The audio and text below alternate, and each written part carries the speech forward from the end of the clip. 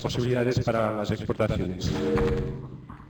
Bueno, buenos días a todos y sobre todo a los que nos están viendo por vía web, que esperemos que podamos transmitir algunas cosas, algunos conceptos que resulten de valor y de utilidad para las empresas que ustedes manejan. En la exposición de hoy vamos a hacerla a dúo con David, comenzará David con la exposición sobre un poco el contexto, luego yo le daré un enfoque desde el punto de vista de la estrategia y luego David entrará también en los temas de todos los días, o sea, cuáles son los temas clave para administrar una buena unidad de exportación. Un poco la idea que le tenemos hoy, esperemos de vuelta que les sean útiles. Tendremos una sesión de preguntas al final. En mi caso no hay problema en que me interrumpa en la mitad. Lo único que vamos a pedir con cuestión de orden, cuando haga una pregunta, me pidan el micrófono porque así vía la web escuchan, si no, no los van a escuchar a ustedes, ¿ok? ¿Me escuchan bien? Sí. Bueno, buenos días a todos, muchas gracias por la invitación. Vamos a empezar primero con una visión muy macro de nuestras exportaciones. Después vamos a ver un poquito la estructura empresarial de exportación y la segunda parte que nos dijo Adolfo, vamos a aterrizar más un poco en el day to day, día a día de la operación internacional. Bueno, si me ayudas, gracias. Sí. Bueno, yo me acuerdo que ahí por el año 2002 concurría un coloquio de IDEA en Mar del Plata y en ese momento la Argentina exportaba aproximadamente 25.000 millones de dólares anualmente. Y se decía en ese coloquio que Argentina tendría que alcanzar un objetivo de 80.000 millones de dólares. Ese objetivo, Argentina lo supera en el año 2011, o sea, 10 años después, con una exportación del orden de 84.000 millones de dólares. Todas estas cifras que van a ver ahora en esta primera parte son elaboraciones de la Fundación Exportar con base en el INDEC. Sí. Si uno, no sé si se puede enfocar mejor, a ver, sí. Ahí está. Si uno ve un poco la composición de nuestras exportaciones y le compara el año 2002 con el año 2011, no sé si se puede hacer más poco.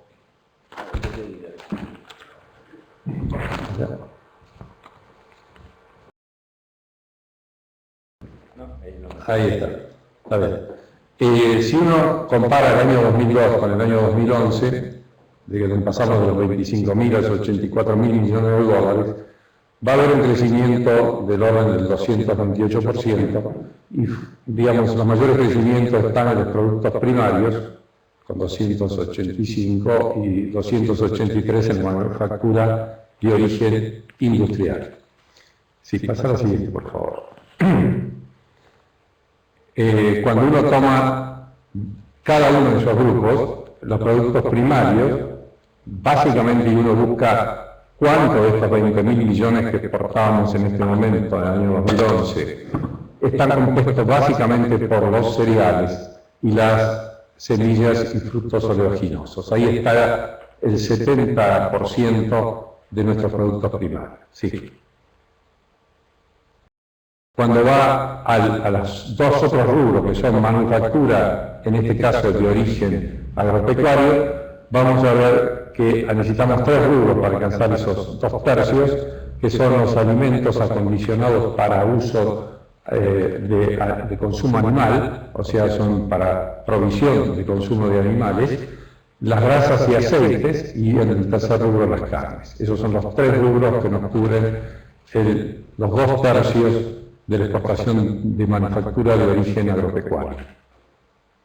Sí. Si uno va en cambio a las manufacturas de origen industrial, va a encontrar los 3 rubros que alcanzan los 2 tercios están compuestos por los materiales de transporte terrestre, por los productos químicos y otros metales comunes y su industrialización. Sí. Bueno, desde el punto de vista ahora de la estructura empresarial de exportación, o sea, cómo se compone desde el punto de vista de tamaño de firmas y en cuanto a su representatividad de exportación, es un muy buen trabajo que hizo la Cámara de Exportadores, que abarca una década. Lamentablemente ese estudio termina en el 2008, pero estas cifras pueden, ¿cómo se llama?, observarse que esos 10 años vamos a tomar una radiografía del 2008, perdón, a ese momento. Me olvidé acá este último rubro del que compone la exportación, que estaba abierta por rubros. Fíjense, este cuarto rubro de la exportación ha crecido muy poco. Este es un rubro fundamentalmente de energía y combustible.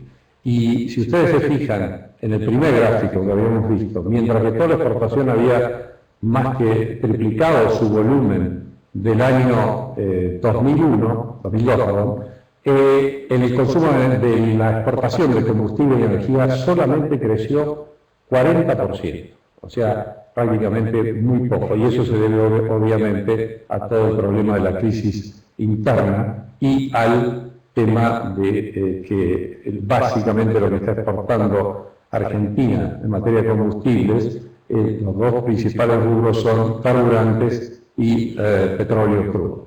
Sí, a la otra. Acá entonces vamos a la estructura empresarial de cómo las pymes, cuántas pymes son las que exportan. En ese estudio, como dije, de la Cámara de Exportadores. Casi sobre 10.000 firmas, 6.053 son pymes. ¿A qué llaman pymes? La Cámara de Exportadores llama a una empresa que exporta más de $50.000 por año hasta 7,5 millones. Es un rango muy grande, pero ahí están estas 6.000 empresas en esa fotografía que se sacó en ese estudio del 2008.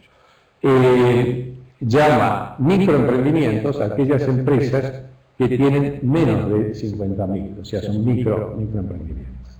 Y hay 800, en ese momento 799, que representan solamente el 8% de las firmas, que son los grandes exportadores, entendiendo por grandes exportadores aquellos que superan los 7,5 millones de dólares y de ahí para arriba. Sí, Adolfo, la opción. Cuando uno va a la incidencia que tienen en valor de las exportaciones, se encuentra con un panorama totalmente diferente. Fíjense que aquellas empresas exportadoras, esas 800, tienen el 89,20% de la exportación. Y esas 6.000 empresas pymes solamente tienen el 10%. Y fíjense, los microemprendimientos es prácticamente muy pequeña la participación en el total de empresas manufactureras. Aclaro que cuando hablamos de manufactura, hablamos de esos dos rubros que se llamaban manufactura de origen agropecuario y manufactura de origen industrial. No contiene los primarios, sino contiene el tema de energía. Sí. Cuando uno ve a dónde destina la exportación el grupo de las pymes, fíjense que el gran comprador es Brasil, seguido con el 21%, seguido con el resto del Mercosur, con un 12%. Y un 24% va a los países de la LAI, donde la mitad de ese 24% es de Chile, digamos, está incluido Chile. Después vemos que Europa está en un 14%, el NAFTA en un 12% y otros 17%. O sea que el destino de las exportaciones pymes está concentrado fundamentalmente en el área de América Latina. Esto es lógico por cercanía y también por idiosincrasia. Sí.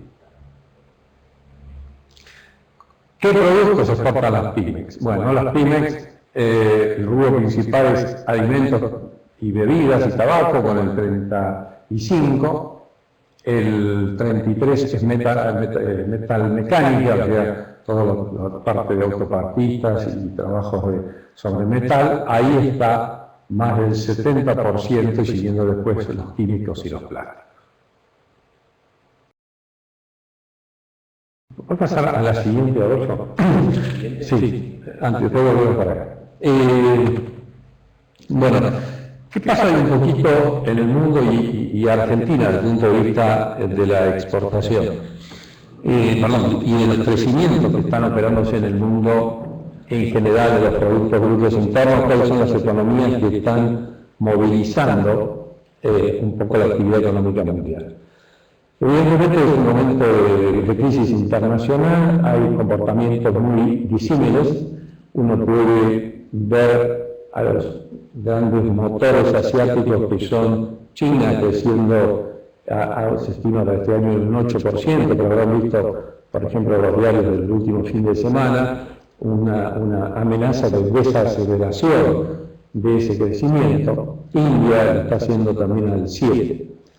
Eso en el área digamos, de los países que están, digamos, emergiendo en el área asiática. Si uno va en cambio a Europa, se encuentra una Europa en crisis, donde hay una Alemania que se estima para este año un crecimiento del 1%, y hay países como España y Grecia con decrecimiento, España un 2% y Grecia con menos 5%. Estados Unidos y Japón están en el 2%. Y bueno, y en ese contexto, nuestro vecino Brasil también viene en un proceso de desaceleración de la economía, estiman para este año un 3%, y nuestro país, que venía de tasas de crecimiento alto, que el año pasado fueron del 7,5%, según el economista que uno vea o escuche, se va a dar cuenta que estamos en niveles de entre 4, 3 o 2, depende de la opinión. Pero lo que está claro es que hay una desaceleración. En el caso de la exportación de nuestro balance comercial, nosotros llevamos un balance acumulado en los 5 primeros meses de 6.300 millones. En los 2 últimos meses aparece una particularidad, que la exportación, comparada con el mismo mes del año anterior, en abril y mayo, tuvo un decrecimiento del orden del 7%, y las importaciones lo tuvieron del 14% y en el último mes de mayo en el 5%. Vuelvo a repetir, con igual mes que el año anterior. O sea, estamos ante un panorama mundial complicado y con una tasa de crecimiento en Argentina desacelerándose respecto a lo que tenía.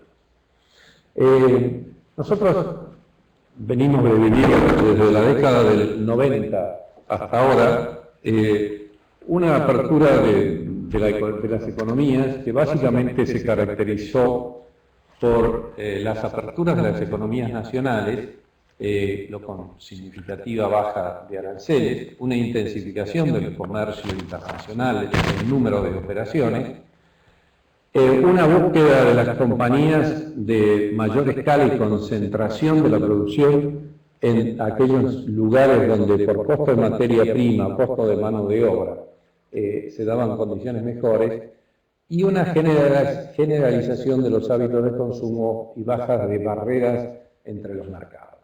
En ese esquema es que nos encontramos insertos para salir a la exportación. ¿Por qué tenemos que exportar? Digamos, uno podría preguntarse. Desde el punto de vista del país es obvio que por el ingreso de la búsqueda de una balanza comercial positiva y con un mayor incremento de la participación de las exportaciones en el Producto Bruto Interno. Si ustedes se fijan en esos 84.000 millones, lo importante no son los 84.000, es ver qué proporción del PBI nuestro está dedicado a la exportación. En 10 años ese PBI fue creciendo significativamente. Y eso es lo que Argentina tiene que seguir buscando, una mayor participación entre esos 84.000 millones de exportación y los 600.000 y pico que tuvo el año pasado de PBI. Muy bien. ¿Por qué tienen que exportar las pymes? Nosotros creemos que las pymes tienen que exportar Primero, por este proceso de desaceleración de la economía que estamos empezando a sentir. Segundo, porque creemos que una compañía pyme que exporta se adecúa mucho sus procesos a niveles de estándar internacional, especialmente cuando tiene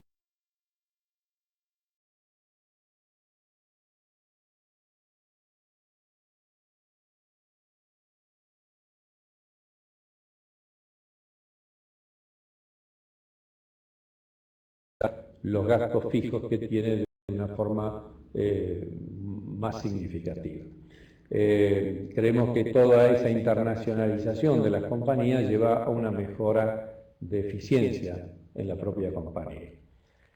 También esto significa buscar menor vulnerabilidad, es decir, estar totalmente dedicado a un mercado interno que por ahí tiene fluctuaciones, el tener un pie en el exterior le permite a las compañías ser mucho menos vulnerables. Y el otro punto importante es que además de ser menos vulnerable, el valor como compañía, de una compañía que tiene mercado interno y mercado exportador, como valor es un valor superior a aquel que está dedicado exclusivamente a un solo mercado. Esas son las razones y donde hay que hacer un trabajo mancomunado entre el empresario y el Estado. Yo creo que la Argentina peca mucho el efecto de todo esto. Otros países vecinos hemos visto trabajar muy bien a Brasil. O sea, lo que tiene que encarar la Argentina es un trabajo mancomunado entre el Estado y los empresarios que nos falta todavía realizar. Yendo ahora a una cosa que nosotros con Adolfo llamamos las 4C de la exportación, cuáles son las condiciones básicas que debe buscar una compañía pyme para exportar. Después vamos a ver en la segunda parte, cuando aterrizamos en las variables, las dificultades que tienen las empresas pymes para exportar. Son estas 4C que son de competitividad, calidad, cumplimiento y continuidad. En el caso de la competitividad, nosotros la vemos desde 3 puntos de vista. Desde un punto de vista macro, que son aquellas condiciones que del marco y básicamente decisiones de política nacional influyen en la competitividad. El punto tal vez más claro en este momento es el crecimiento de los costos internos por la inflación interna frente a un tipo de cambio estable. Eso obviamente va deteriorando poco a poco la relación precio-costo de las compañías exportadoras. El otro punto importante, obviamente, y fundamental, es si somos competitivos a nivel internacional, también depende del mercado. O sea, de la competencia local y de compañías extranjeras que concurren a nuestros mercados de destino. Ahí, evidentemente, esa relación con nuestro costo es fundamental para saber si, desde el punto de vista del mercado, tenemos competitividad. Y la otra hace propiamente al empresario, que es su eficiencia, su búsqueda de productividad y de menores costos. O sea, en estos tres aspectos, digamos, aspecto macro, mercado y micro, digamos, de la empresa, está la búsqueda de esta competitividad. En el caso de la calidad, no estamos hablando de una calidad o un estándar de calidad el premium, sino que estamos hablando de un estándar de calidad competitivo y fundamentalmente que la compañía pueda mantenerlo permanentemente. Digamos, no es la calidad premium, sino el cumplimiento de un estándar de calidad. En el caso del cumplimiento, como se llama, el punto importante es básicamente muy sencillo el cumplimiento de la palabra empeñada. El cumplimiento de la palabra empeñada va desde una fecha de entrega hasta el respeto de un acuerdo. Después, si tenemos un momentito, acá está presente Rodolfo y Rivas, que juntos durante los últimos 10 años hicimos un desarrollo en Estados Unidos y Europa de una pyme, y sabemos que ahí vivimos dos grandes periodos, un periodo de crecimiento, todo el boom inmobiliario de los Estados Unidos por una empresa productora de molduras para la construcción, y después tuvimos que afrontar toda la crisis que se generó a partir del 2006 para acá, con el agravante del 2008 en la crisis internacional, y donde increíblemente, digamos, acuerdos de palabras, no firmados, pero de acuerdo entre proveedor y cliente, de un mínimo de contenedores para respetar por mes, lo cumplió el cliente, lo cumplimos nosotros, mejor dicho, en la época de la expansión, y lo cumplieron los clientes en la época de la crisis inmobiliaria, que después vamos a ver en los Estados Unidos fue muy grave, de la construcción. Así que a eso llamamos cumplimiento, a todo lo que sea el dar una palabra internacionalmente. Y la continuidad es fundamental. En los mercados internacionales no se puede entrar o salir. En eso creo que los argentinos hemos aprendido mucho. Cuando yo era muy joven, en los años 70, viajaba mucho por América Latina y en general teníamos imagen de no cumplidor. En eso hemos mejorado y creo que hay que seguir mejorando, pero no se puede entrar y salir de los mercados. Uno podrá en un presupuesto anual, ante una coyuntura, por ejemplo, como la actual, por ahí tener más o menos exportaciones. Lo que no puedo hacer es abandonar un mercado y después volver. Eso se paga muy caro. Bueno, dicho esta pequeña introducción, le paso ahora el tema a Adolfo, que va a hablar un poco de la estrategia, y después vamos a ir un poco más al aterrizaje del día a día. Gracias.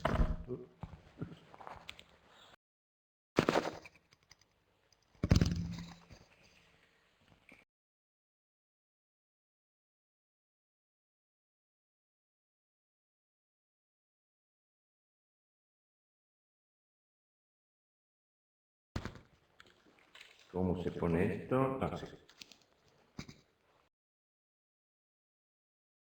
Ahí vamos. ¿Se escucha, no? Bueno. David, ¿me vas a ayudar entonces en cambiar los slides también? Bueno, después de la introducción de David, me gustaría darles la visión desde las empresas en las que ustedes trabajan o a las que ustedes asesoran, y desde el punto de vista de la estrategia del negocio. ¿Para qué? ¿Para qué estamos en empresa? ¿Para qué trabajamos todos los días? ¿Para qué dirigimos un grupo de personas? ¿Me pasás la primera, David? Si me dijeran qué quiero yo cuando termine esta charla lograr de ustedes, es convencerlos de que realmente analicen en sus empresas encarar un proyecto exportador. O sea, me voy a permitir tratar de convencerlos de que es un buen negocio en el mediano y largo plazo, como ya un poquito David empezó a contarles, ¿no? Pasame la segunda. Lo importante, me parece como concepto inicial, es, y como lo puse en el slide anterior, un proyecto exportador. La palabra proyecto tiene una serie de connotaciones, ¿no es cierto? Un proyecto es algo que continúa en el tiempo, no es una acción puntual. Un proyecto requiere recursos, requiere responsables, requiere planificar, requiere dedicarle coco, ¿no? Dedicar neuronas, dedicar de vuelta recursos que no son solo económicos, sino esfuerzos, como puse allí, y tiene que involucrar a la organización. Un proyecto exportador no es el proyecto de José, gerente de exportaciones de la compañía X. Un proyecto exportador es algo que involucra a toda la organización. Yo les voy a dar, a medida que vamos avanzando, algunos ejemplos concretos de un caso que tuve que vivir en la vida real, de una empresa agroindustrial exportadora, para que solamente vayan, digamos, teniendo idea un poco más concreta de lo que quiero decir con los conceptos. Y ahí puse, en la última parte, un cambio de paradigma cultural, ¿no? Si esto involucra a toda la organización, desde el número 1 hasta el último, tendría que entender que a partir de que nosotros encaramos un proyecto exportador, cambia nuestro mercado. O sea, nuestro mercado es el mundo, con todo lo que ello implica. Y en realidad, así como desarrollo una serie de actividades cuando compito en el mercado doméstico, las mismas, y con más profundidad, tal vez tengo que desarrollar cuando quiero competir en el mercado internacional. Entonces, mi mercado es el mundo. Después vamos a ver qué implica esto. El segundo, para ampliar un poquito lo que decía David, el concepto de calidad, que se extiende al servicio. Y este concepto de servicio asociado al producto, me gustaría remarcarlo muy fuertemente, porque en realidad, y más fuertemente en aquellos casos de productos que se acercan al concepto commodity, o sea, cuanto más commodity es mi producto, más tengo que trabajar sobre el concepto de servicio asociado al producto. Servicio en el más amplio sentido de la palabra. Porque es la única manera que me queda de diferenciarme si tengo un commodity o un producto que se acerca al commodity. Entonces, el concepto de servicio asociado a la calidad y al producto me gustaría remarcarlo como concepto. Y el tercer concepto es el compromiso por la mejora continua, que parece un eslogan, pero no lo es, porque en realidad voy a estar compitiendo en las grandes ligas. Y esto es casi como el fútbol. Cuando uno compite en la liga local, las exigencias de calidad son menores. Las puedo arreglar con un equipo un poco no tan virtuoso. Cuando voy a las ligas internacionales tengo que tener un buen equipo. Y además tener hacer el ejercicio de todos los días hacer las cosas mejor. Y lo voy a decir un poquito más técnicamente. Tratar de cambiar o de ajustar mi sistema de valor o mi, ¿cómo se llama?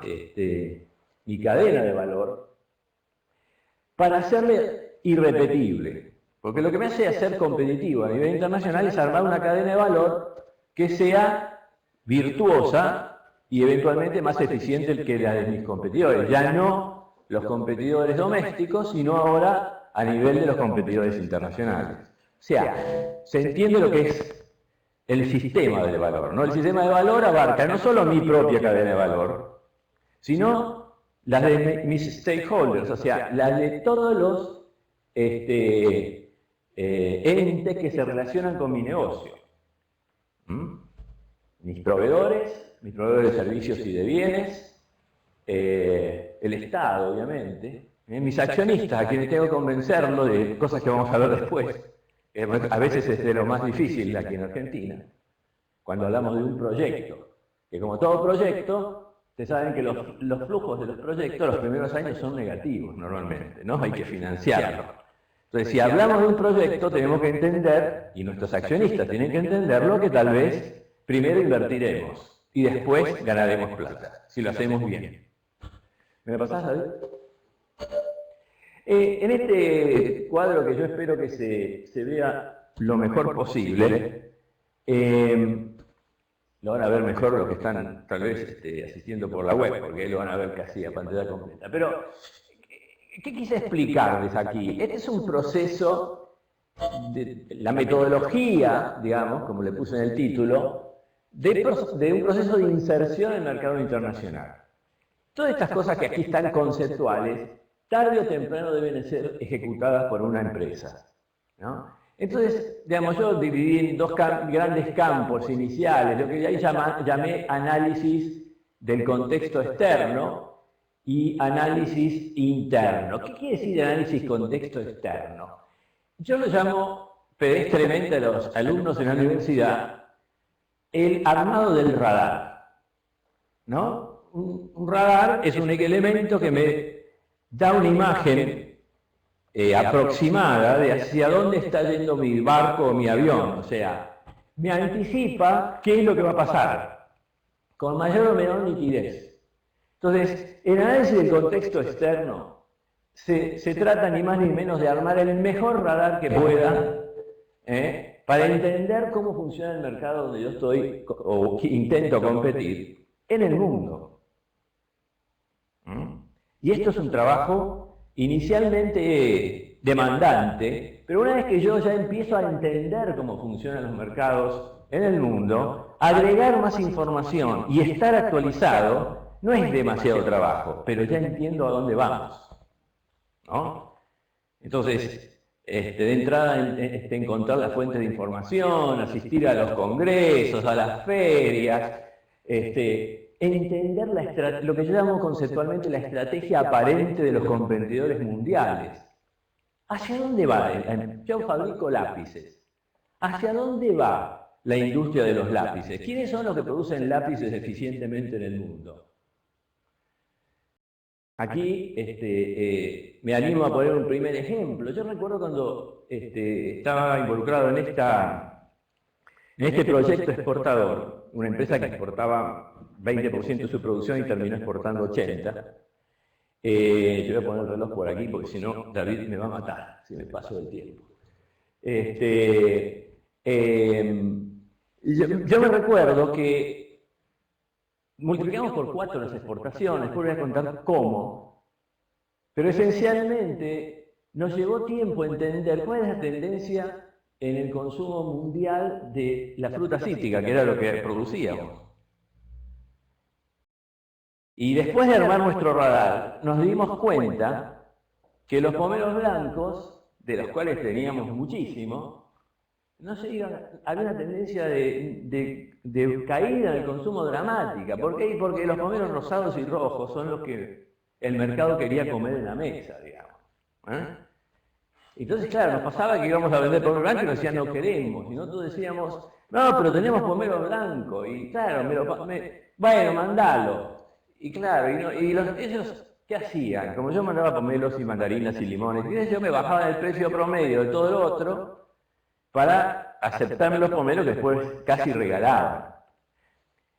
Nos costó mucho también descubrir que en el sudeste asiático la fruta era totalmente complementaria en los gustos a lo que es el mercado europeo. Mientras el mercado europeo le gusta la fruta chica, ácida, sin semilla, en el sudeste le estaban dispuestos a aceptar la fruta más grande de tamaño, dulce.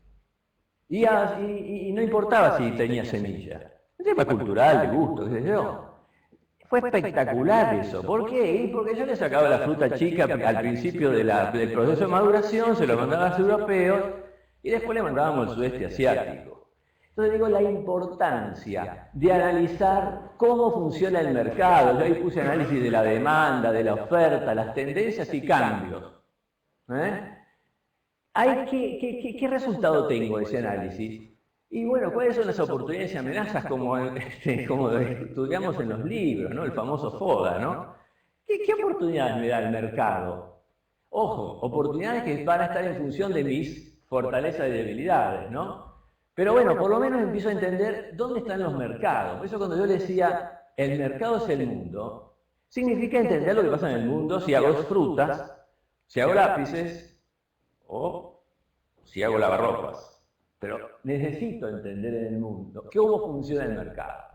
Entonces, siguiendo por arriba, voy a entender cómo funciona, cuál es el grado de rivalidad. Este es un mercado de márgenes, es un mercado de volúmenes, es un mercado de especialidades o de commodities, y sobre todo, ¿cuáles son los factores clave de éxito?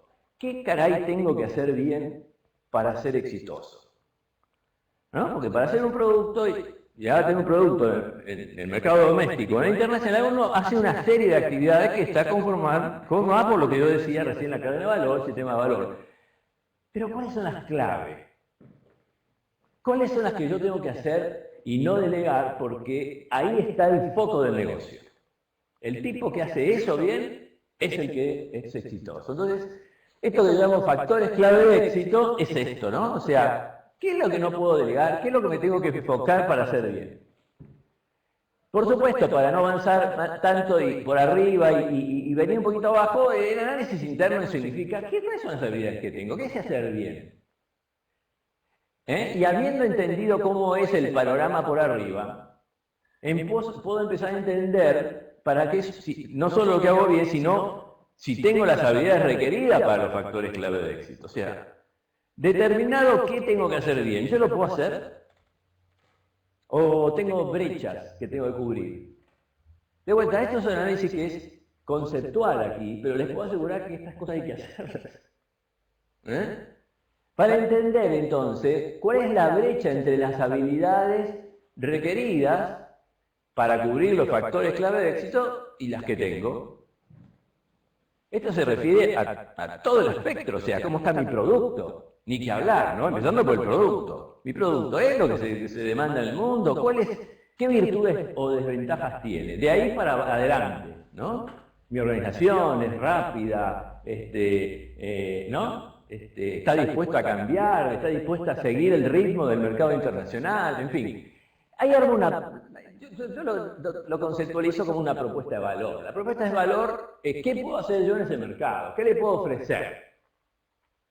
Nosotros en aquella época del proyecto de la Cabo dijimos, nosotros estamos en contraestación, fruta cítrica, hay un agujero en el hemisferio norte que no está abastecido por los sudafricanos, los uruguayos y nosotros. Y ahí estaba una brecha, digamos, ¿no? Ojo, cuando hablo de producto, hablo de logística. Y me empiezo a tirarles allí, ¿no? Una de las tendencias importantes en el mundo en este momento es que la logística cada vez tiene más peso. ¿Cómo armo mi logística? ¿Por qué? Por dos razones esenciales. Primero, porque está en el mercado lo más rápido posible. Y segundo, porque el costo de la logística es alto en general. Es alto en general. Y tercero, en nuestro caso, porque generalmente la logística requiere un esfuerzo adicional por la lejanía de los mercados. No es lo mismo estar en, qué sé yo, en Brasil que en Argentina, para decirlo de alguna manera. Ahí hay algunos buenos miles de kilómetros de diferencia que tienen su impacto en el costo. Entonces, el tema de la logística, que en algunos productos es más grave que en otros, más importante que en otros, un producto fresco, como estábamos hablando en el caso que estábamos hablando, era clave. Era clave. Entonces, digamos, para concluir con esto, digo, ahí en función de una propuesta de valor, ¿qué puedo hacer yo? Y empiezo a entender cuál es la estrategia que puedo desarrollar para entrar al mercado que sea. Por supuesto, allá arriba, cuando analicé el mundo, empecé a identificar cuáles son los mercados más atractivos, en función de todo lo que hemos contado hasta ahora. Pero esencialmente digo, ya puedo definir un plan de trabajo. ¿Qué me puedo proponer dentro de nuestro proyecto? ¿No? Y ahí sigue después lo pongo aquí para no olvidar que esta agenda, lineamientos y objetivos que se tiene que traducir en planes concretos, generales y detallados y con un control, eventualmente hasta me puede hacer ajustar la organización. Muchas veces pasa que las empresas quieren acometer un ingreso al mercado internacional sin pensar que la organización por ahí tiene que cambiarla. Y no se trata solamente de crear el departamento de gerencia comercial de exportaciones. Se trata también de analizar cómo se hacen los procesos internos de la compañía. Bien, ¿me pasás, David? Yo quise asociar el concepto de factores clave de éxito para hacerlo más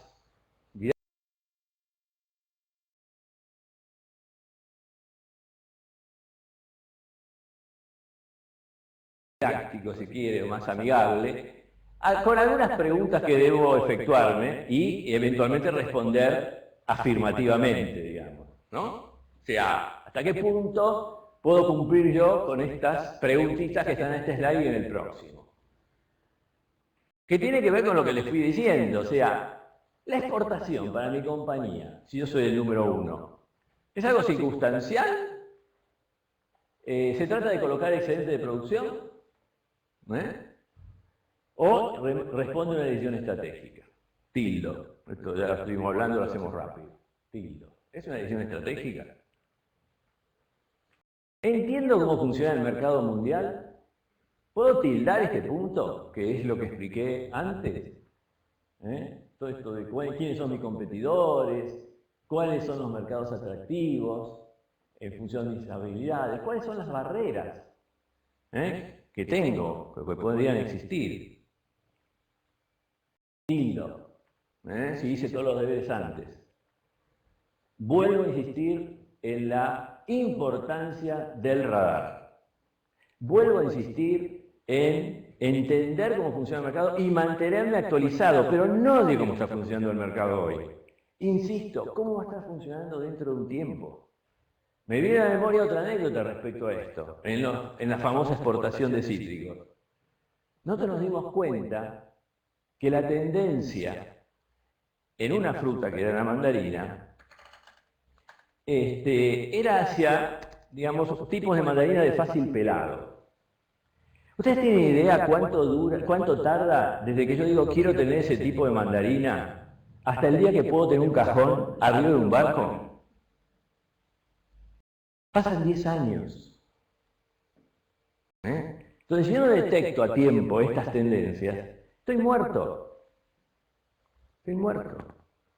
Entonces, entender hacia dónde va, vuelvo a insistir, no es la fotografía de cómo está hoy el mercado internacional, es hacia dónde va. Y en algunos casos tengo que saberlo con mucha anticipación.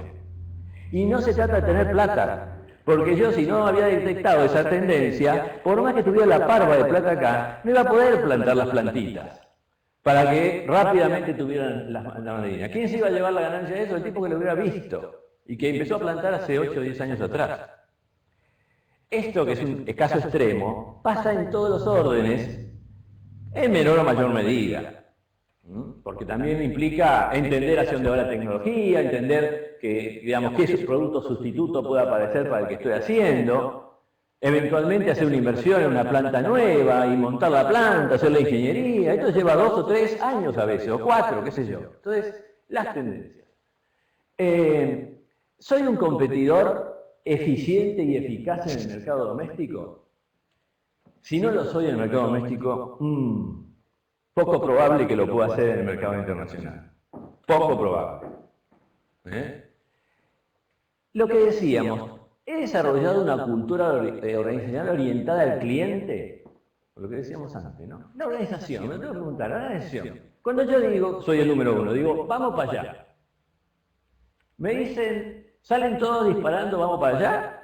O hay señores que me dicen, che, ¿por qué decís que vamos para allá? ¿Por qué no analizamos mejor a ver si para ir para allá no es ir un poquito más para acá? Estoy cansado de ver organizaciones que son yes man, como se llaman, ¿no? Donde el número 1 dice vamos para allá y ahí van todos. Y nadie se anima a decir, che, pero ¿por qué no la pensamos mejor? Vuelvo a insistir, la cultura en general no es simplemente que todos vayan para el mismo lado. Es que haya procesos internos donde las decisiones se toman de alguna manera consensuadas y escuchando a todos los señores que se supone que están ahí porque saben, cada uno de lo que tiene que ser. Un punto importante, ¿estoy abierto y dispongo de habilidades para las alianzas estratégicas? Ojo que esto es un problema para los argentinos que somos medio individualistas, ¿no? Una de las cosas que a mí más me ha gustado hacer en mi vida profesional fue armar alianzas estratégicas. Por supuesto, uno tiene que ser una empresa que tenga una determinada personalidad, que quiere decir que sea una empresa confiable, que haya respetado los acuerdos, como decía David, ¿no? Pero cuando yo me encuentro, es como cuando uno se casa con alguien muy enamorado y la verdad que todo va bárbaro, ¿no? Y bueno, eso es lo que pasa, porque generalmente esas alianzas estratégicas se tejen con señores o empresas que son complementarias. Y uno, las famosas brechas que hablábamos, que por ahí las tenemos, las podemos solucionar o soslayar a través de alianzas estratégicas que además son inevitables. Por lo que porque lo vamos a explicar después, porque son, sobre todo para las pymes son inevitables. Para las pymes son inevitables. ¿Me pasás a ver? Sigo haciéndome preguntas que tienen que ver con los factores clave de éxito, ¿no? Como les decía. Ahí yo digo, trato de diferenciar si fabrico un bien de consumo final o si fabrico un commodity o un bien intermedio, digamos. Si fabrico un bien de consumo final, ¿estoy en condiciones de poder negociar de una manera equilibrada el riesgo de negocio? Porque cuando yo estoy operando en el mercado doméstico, es como que el riesgo de negocio lo manejo mucho mejor porque está dentro de mi ámbito, esencialmente del ámbito donde las regulaciones económicas, los usos y costumbres, ya son muy conocidos, aceptados o rechazados, pero son conocidos. Distinto es cuando voy a un mercado que no conozco en profundidad las reglas de juego. Entonces digo, digamos, ¿qué quiere decir el riesgo de negocio? Todo el negocio, desde que empiezo a comprar productos e insumos hasta que terminé un producto y lo puse en el depósito del cliente y además me lo pagó, porque exportar es cobrar también. Hay una serie de riesgos que vamos tomando. Yo estoy en condiciones de negociar ese riesgo, o sea, de decir este riesgo lo quiero tomar y aquel no. Voy a explicarlo con un ejemplo. Que sigo con el caso de Cítrico para que digamos, como ya lo van conociendo, puedan interpretar. Cuando nosotros empezamos este proceso de reconversión de la compañía, se estaba exportando, poco, pero se estaba exportando. ¿Cómo se exportaba? La fruta iba a Europa. ¿En qué condición la vendíamos? En tres condiciones.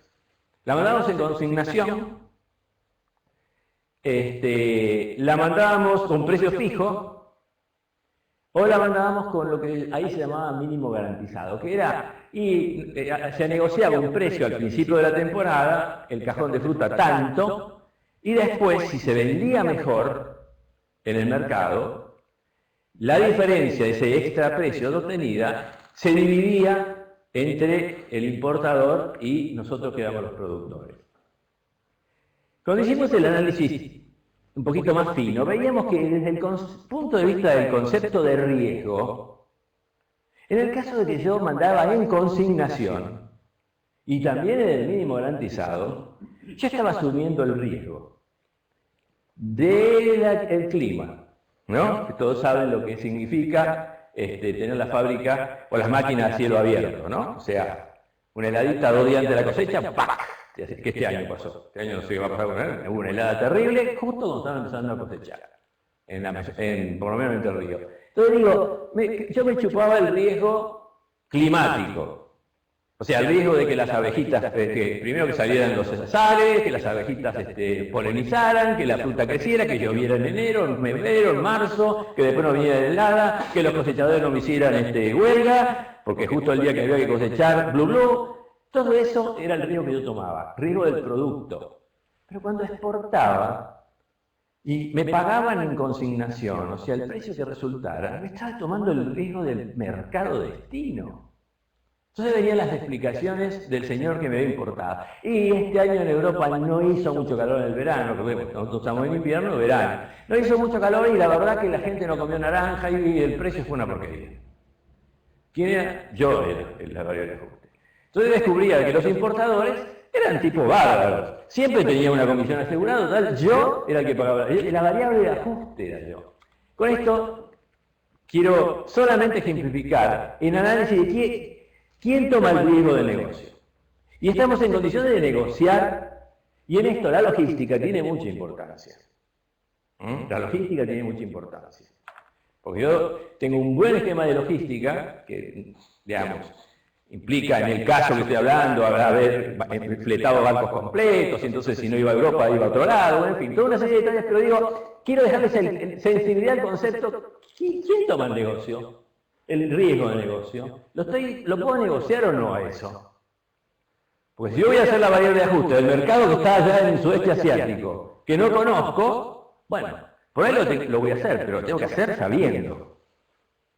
El otro, si fabrico un bien intermedio, dado lo que después vamos a ver un poquito más en detalle, ¿estoy dispuesto a integrarme a lo que es el sistema de valor de un player mundial? Si yo soy un fabricante de autopartes, ¿estoy dispuesto a integrarme a la cadena de valor con todo lo que eso significa de una terminal?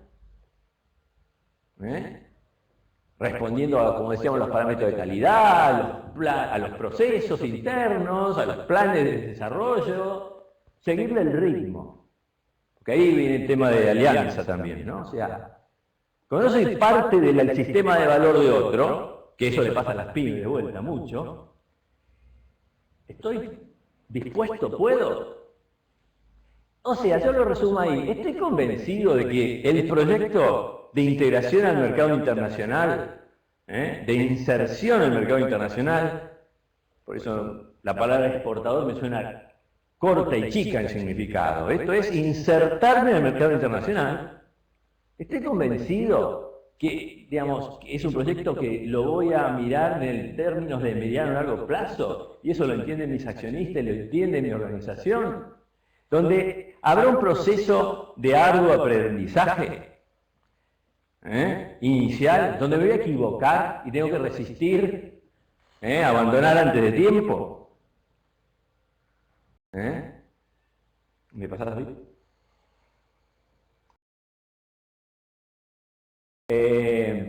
Simplemente para señales de que mi proyecto avanza, o no.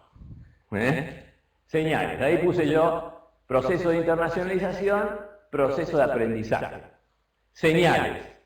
Se concreta la primera exportación. Bueno, logramos vender. Una buena señal siguiente, me repiten la compra. Estoy cansado de ver casos de que me compran una vez y nunca más. Por lo que sea, o porque el producto no estuvo bien, o porque yo no llegué a tiempo, no cumplí todas las cosas que decía David antes, ¿no? Tercer nivel, las operaciones de exportación aportan contribución marginal positiva. Puede que no hayan sido contribuyentes positivos las primeras, pero estas, ya que empezó a moverse la cosa, ya ajusté, ya puse, ya me aportan contribución marginal. No es rentabilidad abajo de la línea, es contribución marginal. O sea, me ayudan a pagar costo fijo. Siguiente, las operaciones. Nuestra empresa ajusta su producto a la necesidad de la cadena de valor del cliente. Ahí ya me empiezo a integrar.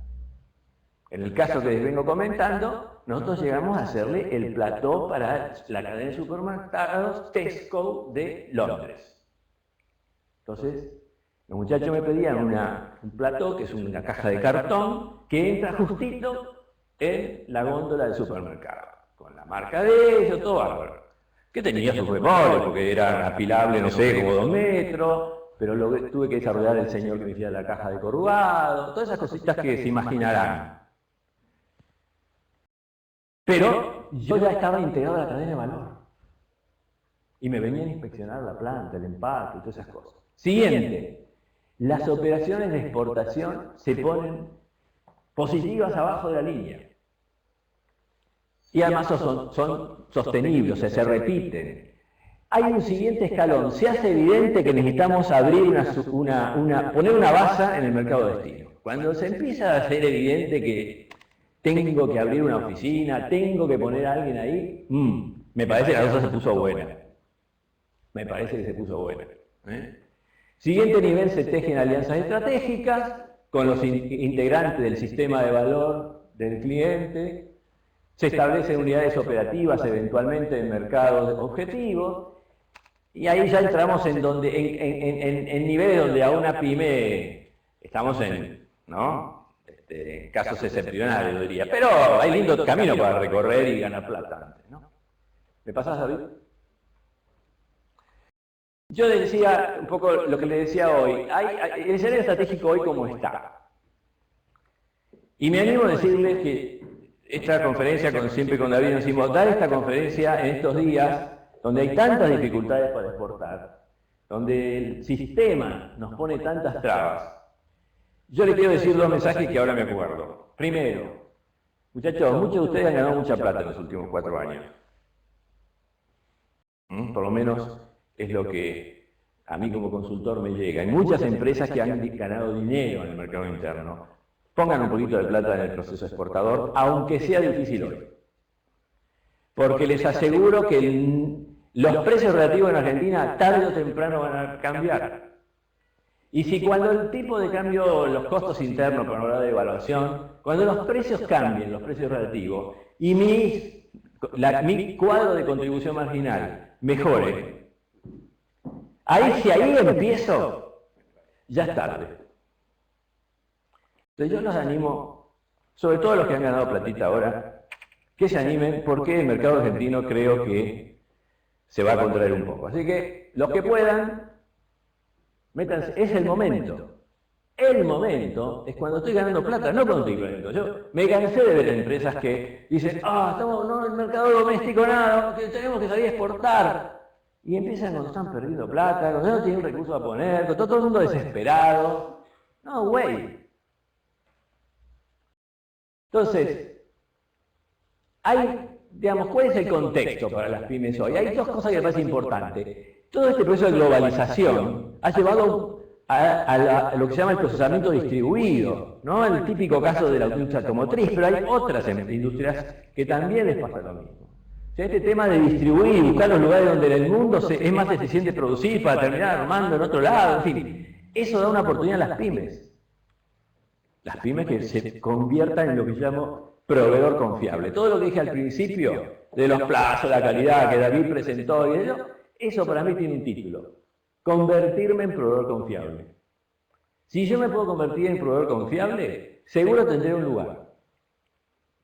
Esta es la primera cosa que está pasando y que beneficia a las pymes. Y la segunda es aprovechar las herramientas digitales.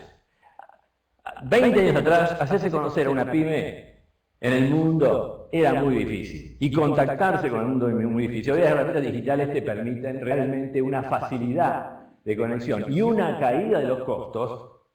Oiga, hablas gratis, perfectamente mantenés conversaciones, videoconferencias gratis prácticamente. Entonces, me parece que esto es otra herramienta muy importante que las pymes deben aprovechar, porque, de vuelta, hoy cuestan nada. Entonces, ¿para qué? Para darse a conocer en los mercados, para mantenerse informado, para armar el radar que decía y mejorar los procesos. Último. ¿Cuáles son las dificultades a vencer? Como decía,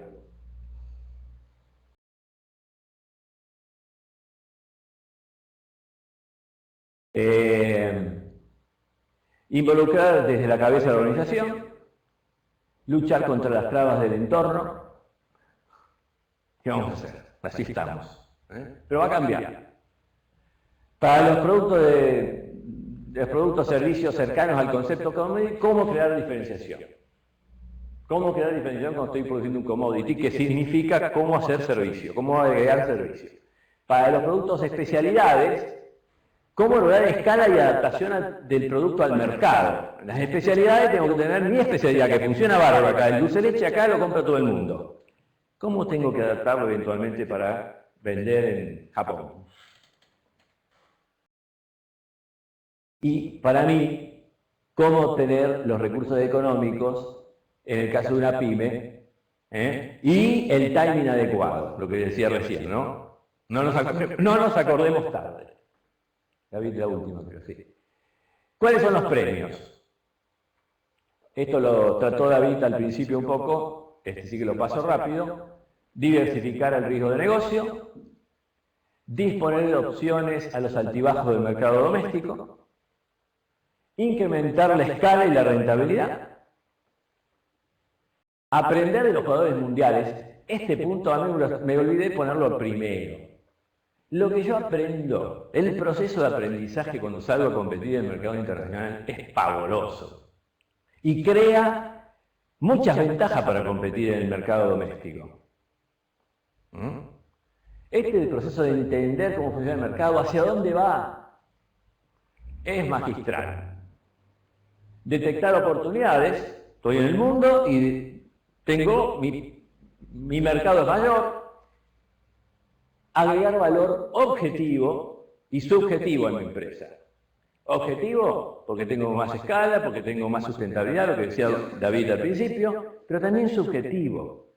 Si yo quisiera vender mi compañía, estoy seguro que no la van a valorar, no desde el punto de vista del valor, sino desde el punto de vista estratégico, si yo tengo una presencia internacional.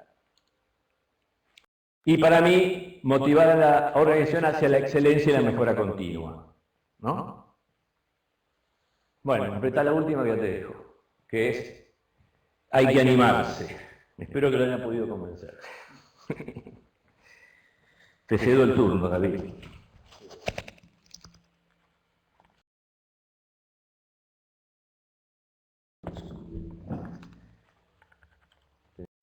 a tratar de...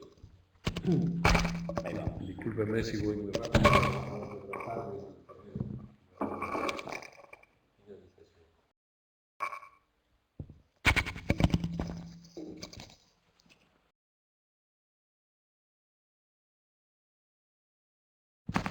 Ahí vamos. Bueno, vamos a bajar un poquito más a la operación. Bueno, y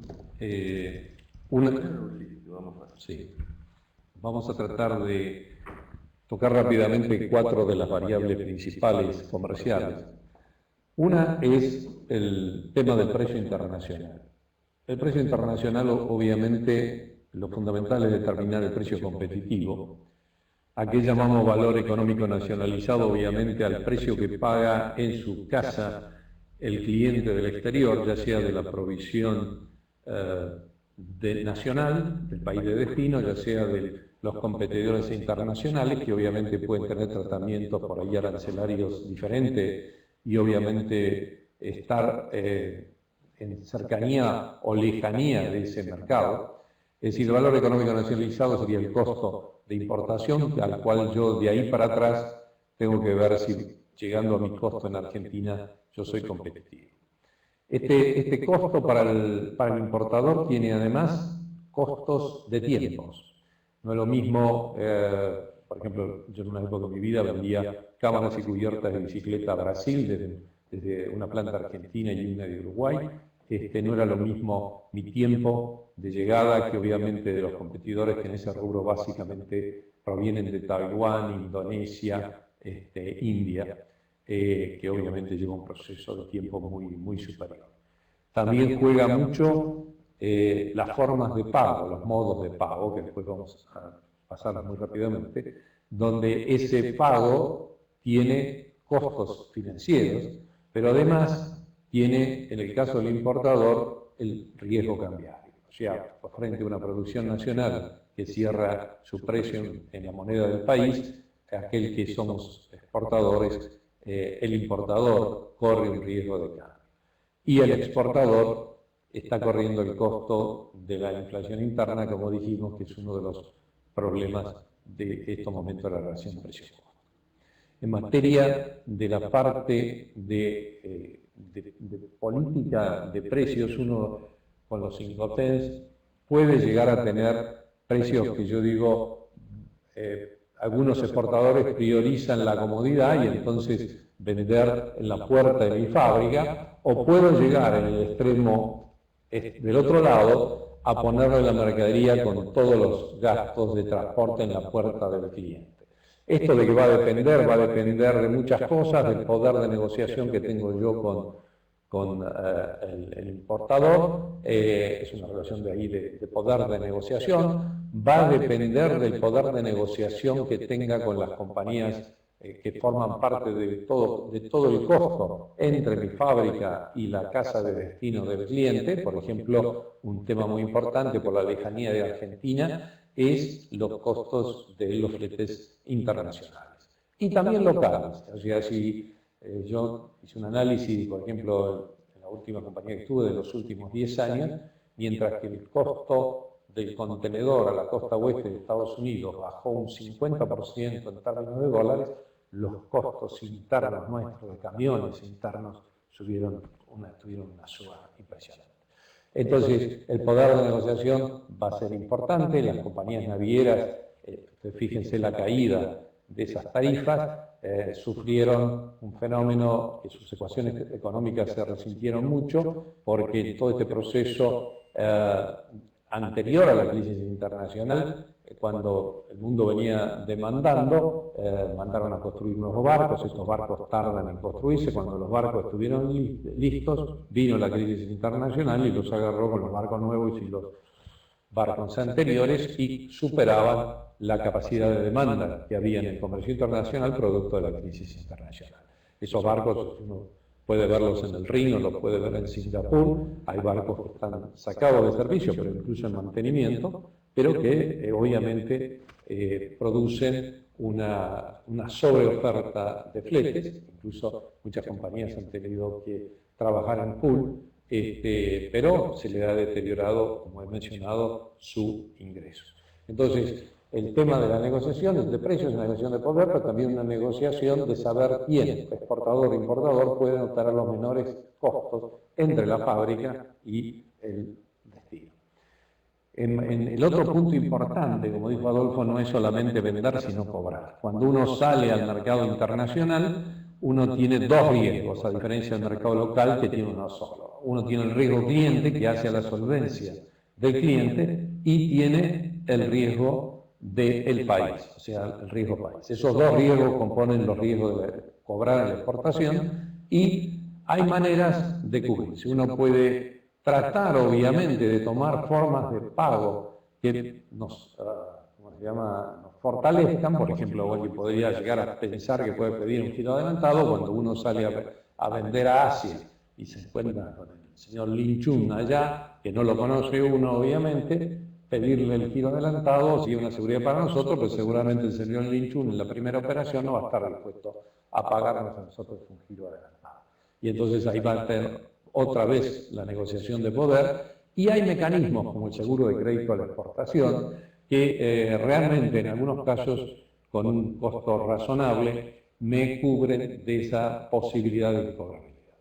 En materia de los canales, ustedes pueden ver ahí un gráfico típico de la bibliografía que en una axis tiene el tiempo abajo y en la vertical tiene el nivel de aprendizaje industrial y el tamaño de compañía.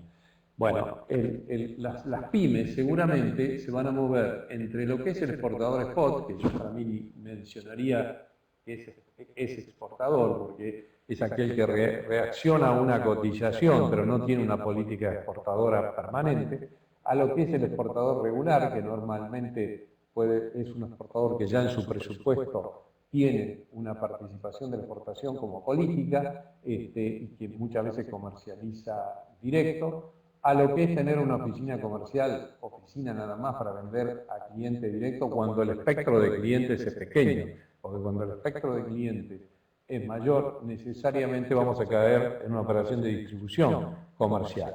Esta puede ser nuestra o puede ser un tercero, esta puede ser ya para una pyme. Montar una distribuidora de exterior ya es un paso más grande, puede hacerlo asociado o puede hacerlo con un tercero, pero con esto me va a permitir llegar a una venta más atomizada y a mayor número de clientes que la que puedo hacer con un agente o representante o una oficina en el exterior, o la que puedo hacer desde acá. Entonces, digamos, yo soy muy partidario de esto en la medida que uno pueda hacer el esfuerzo comercial de llegar ahí. Ya acá, cuando el nivel de la operación es mayor y hay desarrollado un mercado, acá es donde aparecían las compañías más grandes multinacionales estableciendo ahí una unidad de producción. Y la global es, en este proceso que hablamos de la globalización, ya compañías que nacen con un enfoque de producto homogéneo para el mundo y donde buscan concentrar, como dijimos, la escala en aquellos lugares, no en todos los lugares como hacía un poco la multinacional, sino en aquellos lugares donde hay eficiencia o de materia prima o de mano de obra a costos menores y donde la lejanía del mercado de consumo no sea muy grande.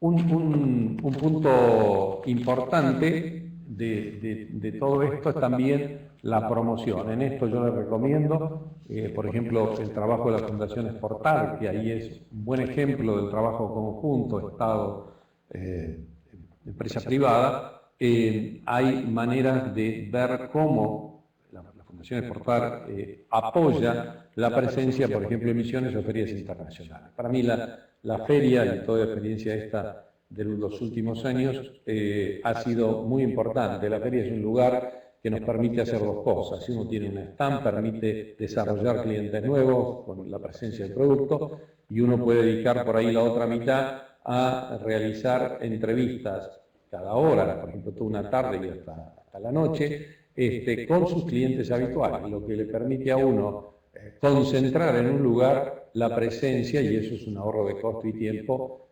La experiencia mía de todo el desarrollo de este mercado norteamericano, obviamente cuando uno pese a tener pocos clientes, los tiene distribuidos uno por lugar, desde Miami hasta Montreal, o de Vancouver hasta El Paso, Texas, uno está cambiando, y a eso es lo que yo le llamo mucha valija y es lo que hay que hacer. Cuando uno quiere tener una comercialización directa, cambiando de hotel y aviones todas las noches para llegar a que el viaje sea productivo. En una exposición, ustedes concentran en una tarde, 3 o 4 tardes, una concentración de clientes muy importante, además de desarrollar los otros en la exhibición de la mañana.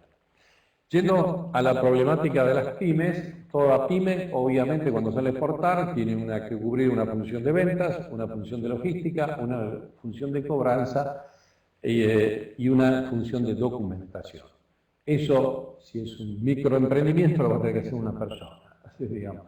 En una pyme puede llegar a tener un equipo de más de una persona, pero esas funciones alguien la tiene que cumplir. Y este es el primer problema estructural de la pyme, su tamaño. Es decir, tamaño tiene que guardar relación con el esfuerzo exportador que piensa hacer, digamos, viceversa, el esfuerzo exportador no tiene que ser cubierto en esta función. Lo puede hacer la propia pyme con un equipo reducido, lo puede terciarizar la pyme o lo puede hacer también en consorcio con otros productores. Entonces, y estos productores pueden ser del mismo sector o pueden ser de sectores diferentes. Tenemos una mala experiencia en eso de, ¿cómo se llama?, en cuanto al individualismo argentino, de que nos cuesta trabajar en consorcio. La problemática, muy rápidamente, de las pymes, la estructural es su tamaño y cómo hago para adecuarme a una exportación.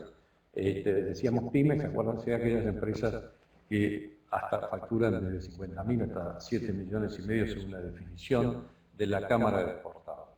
Las grandes problemáticas coyunturales, esperemos, que tiene la pyme hoy, participé en una reunión en Bahía donde los exportadores expresaron estas preocupaciones. Uno está, obviamente, por ejemplo, para una pyme el atraso del cobro de reintegros, financieramente es un problema. Ya hablamos de la relación tipo de cambio, costos internos. También nosotros en la política actual de restricción de importaciones tenemos que tener presente que estamos en un mundo que interactuamos y tenemos que tener mucho cuidado como medidas de corto plazo nos compliquen el mediano.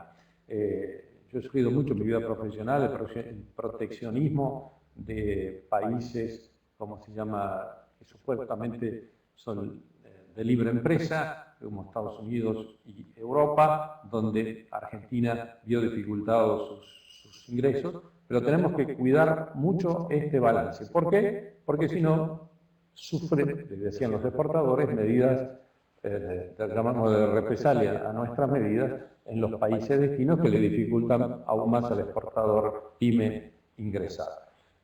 También el tema de la limitación de importaciones, en algunos casos de varias pymes que estaban ahí presentes en Bahía Blanca, era el tema de que por ahí le falta algún insumo importado crítico para su producción. Y también la reducción del plazo de liquidación de divisa en periodos que son menores a lo que el mercado está acostumbrado a financiar es otra limitación importante. Se han flexibilizado algunas posiciones, pero bueno, este es el paquete de dificultades y problemáticas que alcanza una pyme. Discúlpenme la velocidad, el tiempo lo habló Adolfo, es decir, la paciencia y la creatividad. El empresario tiene que aportar mucha creatividad. Yo acá rápidamente les voy a mostrar, como dije con Rodolfo Olivas, durante 10 años convertimos una empresa que era Pymex en una empresa que está ahora en la categoría de gran exportador y que fundamentalmente basó su estrategia primero en 4 puntos, diría yo. Una, en dedicarse al mercado internacional, 100%. Recién ahora en los últimos tiempos incursiona en el mercado local.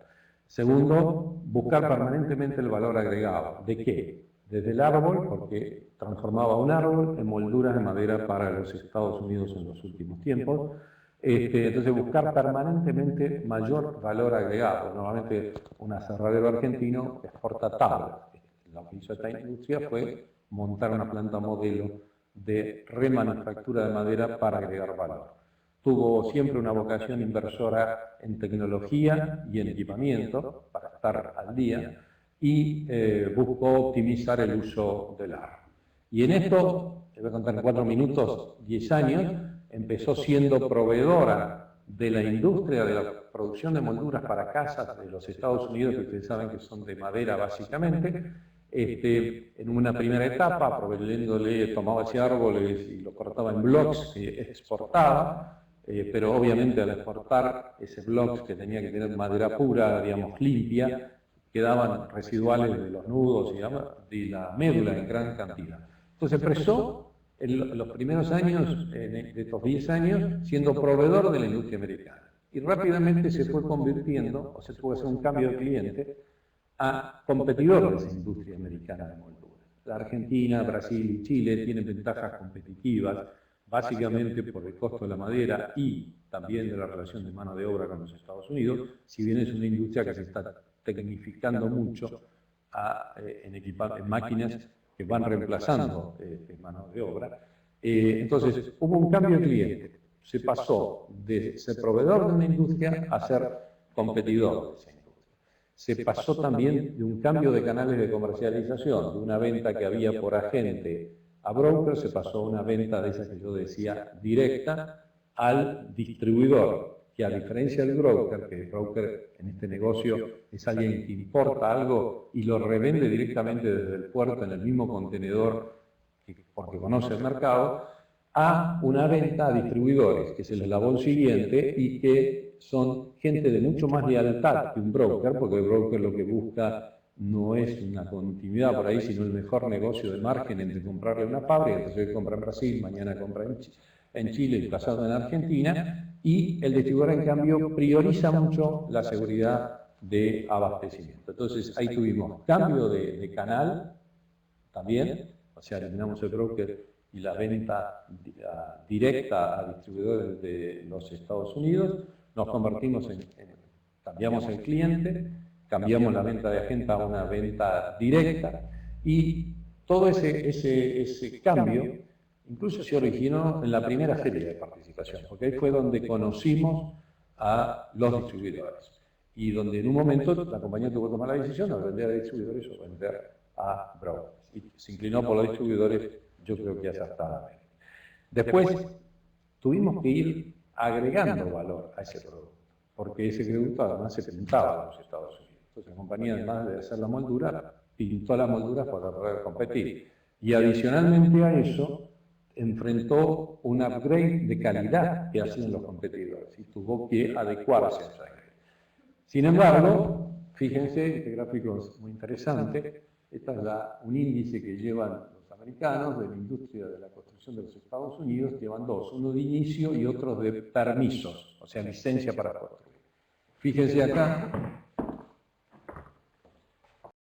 esto es 2001, y fíjense el gran crecimiento de la industria de la construcción en los Estados Unidos, que es uno de los mercados. El otro mercado no es la construcción, sino que son las grandes cadenas como Easy, que allá es Home Depot, etcétera, que venden para remodelar o reparar.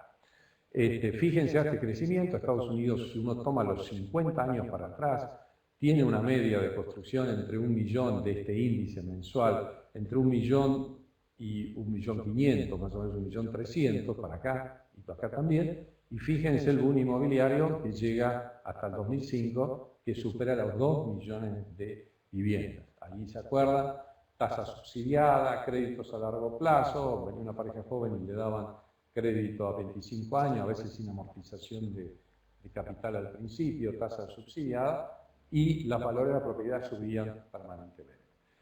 Acá vino la crisis, y después la crisis se pronunció más con la crisis internacional acá en 2008. Fíjense la brutal caída de la industria de la construcción en los Estados Unidos, de esos 2 millones, pasó acá debajo de los 500.000. Y más o menos 500.000. Yo diría que el promedio histórico que nos toma los 50 años debe estar en 1.300.000, 1.400.000. Fíjense, cae hasta este nivel y en el año 2010 empieza una leve recuperación del 6% sobre el 2009 y en 2011 también continuó con un 4% sobre el 2010. Pero fíjense la brutal caída. Acá fue donde nosotros, por suerte también, además de los acuerdos que dije que respetaron mucho y dieron continuidad, acá la compañía decidió diversificar su producción y no solamente hacer molduras, sino hacer tableros para uso de muebles y puertas que le permitieron, cuando acá se produjo la gran crisis, estar posicionado en Europa y en Medio Oriente con un producto diferente. Que si bien era de menor rentabilidad que el anterior, servía para aguantar la crisis. Pero esto es una brutal que todavía Estados Unidos seguramente se va recuperando como su economía, pero lo va a hacer lentamente. Entonces, ahí nosotros tuvimos que abrir otros mercados. Acá en el 2004 tuvimos que abrir otros clientes y aprender de un producto que no era el original de la planta. Y por último, todo ese proceso industrial lleva también a una gran producción que también se tiraba, igual que los nudos y la médula que ahora se usaban en los tableros, de acerrín, toneladas de acerrín. Bueno, la empresa lo que hizo fue poner una planta de peletizado de acerrín y exportaba al uso doméstico de Europa, mercado común europeo, bolsas de pellets de acerrín que se usan para calefaccionar, donde la Comunidad Europea está en una campaña de sustituir combustibles tradicionales como el gas o el fuel oil por biodegradable como es el pellet. Entonces, lo que quiero decir esto es, hay que aportar permanentemente búsquedas de alternativas, permanentemente adecuación, como contaba Adolfo en su experiencia. Entonces, creatividad por el lado del empresario, paciencia también. Yo recuerdo que en el 2002, enero del 2002, el Instituto Tecnológico me convocó para dar capacitación a pymes que estaban muy preocupadas, imagínense enero del 2002, rota la cadena de pago, caída la demanda interna, que querían salir a exportar. Yo admiraba a esos empresarios que venían después de todo un día de ver cómo mantenían a flote el barco, que a la noche tuvieran ganas de ir a tratar de aprender algo. Lo que sí veía era una gran vocación, pero una falta de timing, o sea, entre la impaciencia que tenía y lo que es el proceso exportador. Entonces, yo creo que es una tarea importante para las pymes, es todo un desafío, y también creo que clavar nuestros productos en el exterior es como clavar banderas, y creo que eso es lo que hace soberano también un país. Así que bueno, esta es la larga perorata que le hemos dado a Adolfo. No sé si hay preguntas.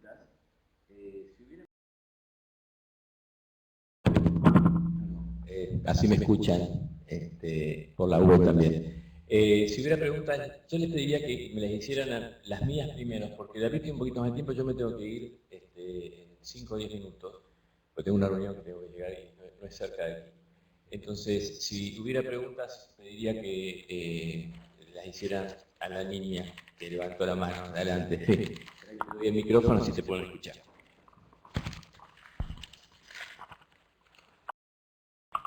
¿Qué tal, Adolfo? Gracias, es muy bueno, y David también.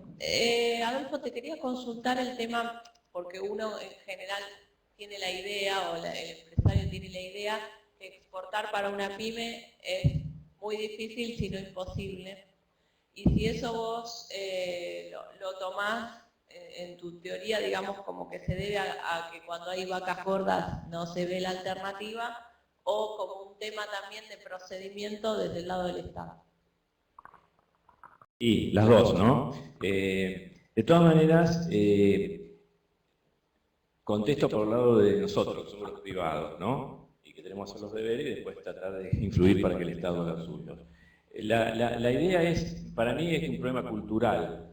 En general, los argentinos somos medio cortoplacistas. Miramos, nos cuesta mirar más de un año o 2 años, es así, ¿no? Y últimamente peor, ¿eh? El Estado ayuda para esto, en el sentido de que no hay planificación, uno no ve hacia dónde vamos, entonces se ajusta. Y esto es un problema cultural que lo venimos mal. Entonces las habilidades privadas se ajustan a los marcos y al contexto. Pero nosotros tenemos esta yo diría así, cultura, ¿no? De no tratar de mirar para ahí, que para mí es el primer desafío, el principal desafío de un proceso de inserción, porque las cosas vienen después de tiempo, y después de aprender mucho, como ya lo dijimos. ¿Está? Desde el punto de vista del Estado, no te puedo comentar porque, por suerte, nunca he trabajado en el Estado.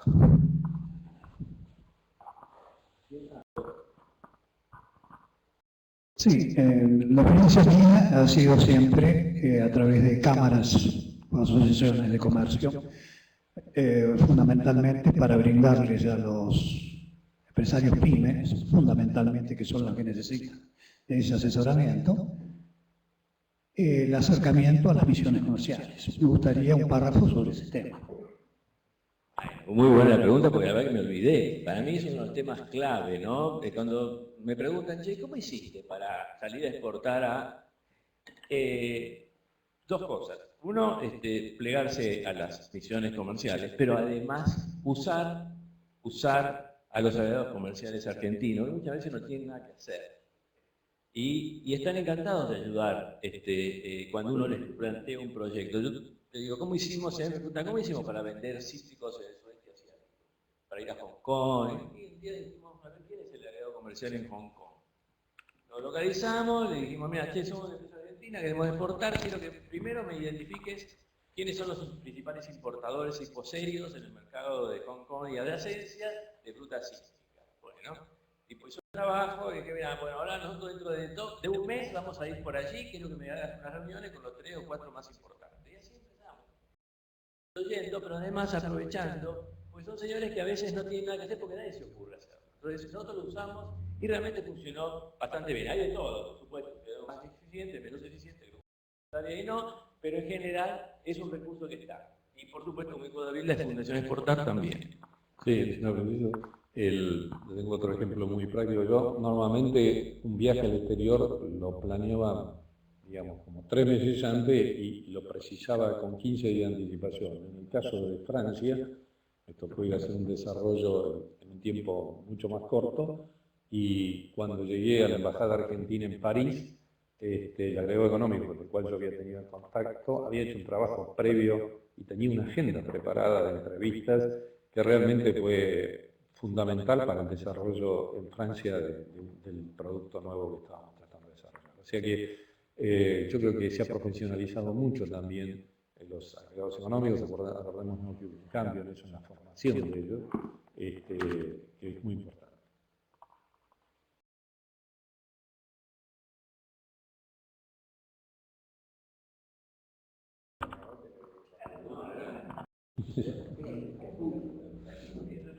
Como estrategia, me quedo con la inquietud que decías que tengo que ser un competidor eficiente y eficaz en el mercado interno, porque si no, no lo voy a hacer en el externo. Usualmente, por supuesto hay excepciones.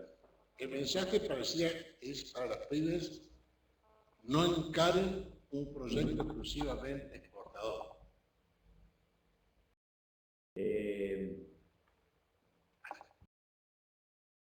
A ver, los conceptos que damos acá son genéricos. Hay casos de pymes exportadoras arrancaron exportando, pero tienen que arrancar sobre qué. Normalmente se ponen a producir con alguna licencia o para abastecer a la región. O sea, es muy poco probable que una empresa que empieza de cero, la primera venta, o sea, se cargue con todas las complicaciones que tiene que salir fuera de la frontera.